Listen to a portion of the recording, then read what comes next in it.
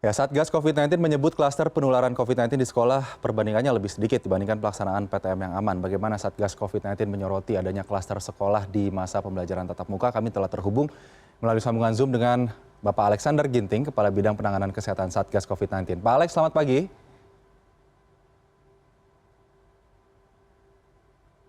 Ya, Pak Alex.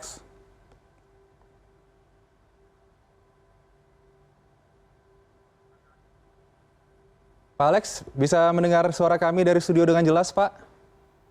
Suara bisa, tapi gambar tidak. Oke, Pak Alex, kita langsung saja bahas ya. Pak Alex, ini munculnya klaster sekolah banyak terjadi di sekolah dasar di PAUD. Tadi berdasarkan keterangan dari Forum Orang Tua Murid, kesimpulan dari Satgas sebetulnya dari data Kemendikbud ini bagaimana, Pak Alex? Ya, kalau kita baca dengan seksama paparan dari Kemendikbud, tentu perlu ada beberapa yang harus kita pertajam. Pertama dari segi surveinya itu sendiri. Apakah itu survei dalam kurun waktu tertentu atau survei dalam waktu jangka yang panjang, artinya selama pandemi. Karena survei itu bisa berbeda antara waktu misalnya selama PTM dilaksanakan dan dilaksanakan sebelum PTM bercampur dengan waktu PTM. Jadi ini dulu yang pertama. Terus yang kedua, di dalam melaksanakan survei tersebut, apakah sampel yang diambil itu berdasarkan gejala atau berdasarkan kontak erat atau berdasarkan situasi di mana memang PPKM-nya antara level yang lebih tinggi dan lebih rendah. Dan kemudian juga kita harus mereview kembali dalam melakukan pemeriksaan testing dan tracing-nya itu, apakah sudah sesuai dengan kriteria yang sudah ditetapkan oleh Kementerian Kesehatan. Jadi beberapa kriteria ini harus memang benar-benar menjadi patokan kita supaya ini bisa dilihat secara objektif. Karena secara klinis saja juga kita melihat bahwa anak kecil sangat kecil untuk menularkan ke anak yang kecil. Jadi kalau kita lihat di dalam pengalaman kita selama pandemi ini, bahwa penularan itu lebih banyak dari dewasa ke dewasa, ataupun dewasa ke anak-anak. Dan kemudian juga kita harus bisa mereview lagi tentang rapid test antigen yang dipakai. Apakah rapid test antigen yang dipakai itu sudah sesuai dengan AKL yang sudah ditetapkan oleh Kementerian Kesehatan. Karena ini juga berhubungan dengan sensitivitas dan spesifitas. Kalau itu sudah sesuai dengan Kementerian Kesehatan, berarti kita masih bisa mempercayai hasil dari rapid test antigen. Dan kemudian juga perlu di sini campur tangan dari klinisi. Kan itu berbeda antara mereka yang bergejala dan mereka yang kontak erat. Jadi oleh karena itu memang hasil review ini sebenarnya tidak harus buru-buru disampaikan ke ruang publik. Perlu dilakukan diseminasi data di antara berbagai stakeholder yang menyangkut kesehatan. Karena banyak aspek yang harus kita lihat. Belum lagi nanti kita melihat bagaimana pola virus itu sendiri, karakter virus itu sendiri, sehingga ini bisa menjadi gambaran bagi seluruh terkait kolaborasi yang terlibat dalam penanggulangan COVID-19. Dan yang terakhir juga adalah mana mereka mendapatkan virus tersebut. Apakah di keluarga, di perjalanan, atau di sekolah.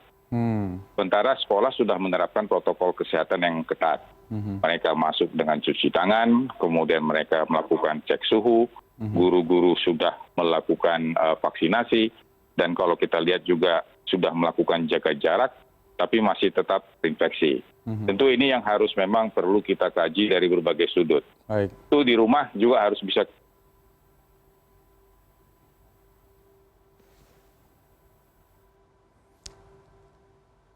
memang sudah bekerja berdasarkan parameter epidemiologi yang sudah ditetapkan, di mana pelacakan itu melihat mana kontak erat, mana yang bergejala, mana yang kasus terkonfirmasi.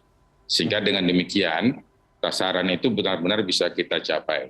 Baik, Pak Alex. Dan terus, ya, Pak Alex, ini kan status PPKM levelnya sudah turun, kemudian vaksinasi semakin cepat, COVID-19 di Indonesia juga positivity rate-nya sudah turun di bawah level ataupun ketentuan tingkat berbahaya yang ditetapkan oleh WHO begitu. Ini tentunya capaian untuk Satgas COVID-19 dan juga pemerintah Indonesia. Tapi dengan adanya klaster COVID-19 sekolah ini tentunya menjadi kekhawatiran baru. Sebetulnya rekomendasi Satgas terkait dengan penyelenggaraan PTM untuk tidak menyebabkan kembali melonjaknya kasus COVID-19 di Indonesia sejauh ini bagaimana?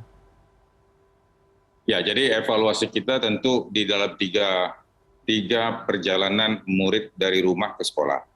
Pertama di rumah itu sendiri, kalau misalnya si anak itu positif, maka kita harus melakukan pelacakan di rumah. Kemudian di dalam perjalanan, apakah dia diantar oleh orang tua, berjalan sendiri, atau melalui transportasi umum. Dan transportasi umum itu juga kita harus lihat dari segi transportasi yang mana. Karena ada ojek online, ada juga bis, dan sebagainya.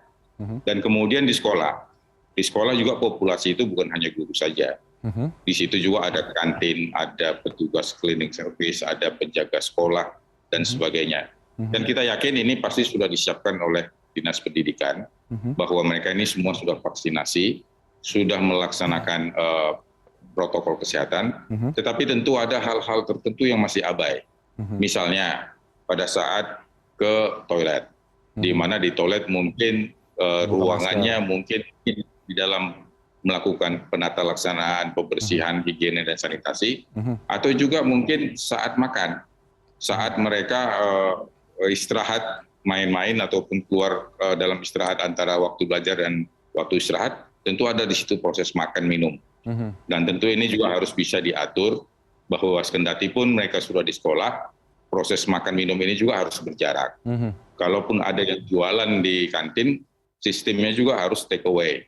Dan mereka yang menjualan di kantin juga harus benar-benar memang melaksanakan protokol kesehatan. Jadi ini perlu penelitian yang lebih seksama dan lebih tajam, meliputi wilayah sekolah, wilayah perjalanan dari rumah ke sekolah, dan rumahnya sendiri.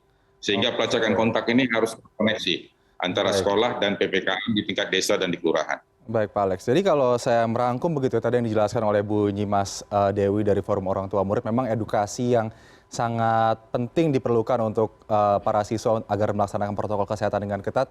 Dan juga tadi Pak Alex katakan bahwa mobilitas ini pelacakannya harus dilakukan juga dengan sangat ketat sehingga bisa diketahui dari mana para siswa tersebut mendapatkan atau terpapar COVID-19 sehingga tidak bisa menularkan siswa lainnya dan bisa melakukan tracing, tracking, treatment dengan lebih baik begitu ya terhadap siswa yang terpapar COVID-19. Untuk sementara terima kasih Bapak Alexander Ginting, Kepala Bidang Penanganan Kesehatan Satgas COVID-19 sudah bergabung bersama CNN Indonesia Today pada pagi hari ini. Selamat pagi, sehat selalu Pak Alex. Selamat pagi.